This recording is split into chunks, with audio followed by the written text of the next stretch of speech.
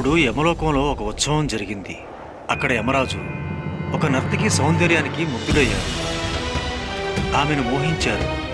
అందుకే ఆ నర్తకిని ఆలింగనం చేసుకున్నారు. యమధర్మరాజు చేసిన ఆ అనుచిత కృత్యానికి ఫలితంగా అనిలాసురుడు జన్మించాడు. కనుక తన అస్తిత్వమే అనుచితమైంది. ధూర్త ప్రవర్తన తన గుర్తింపుగా మారింది. అతడి శరీరము కామమనే లావాతో రూపొందింది. అందులో క్రోధము ఇంకా ఆగ్రహాలు మాత్రమే ఉన్నాయి.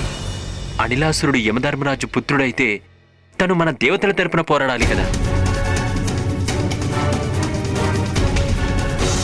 చూడండి దేవేంద్ర, అనిలాసురుడిలో బాల్యం నుంచి దుర్మార్గపు ఆలోచనలే.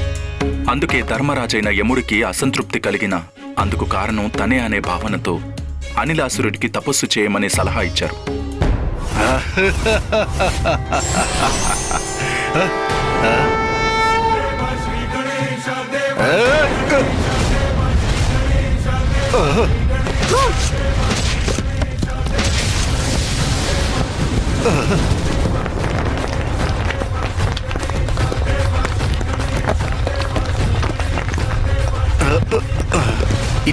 ఇదేమిటి?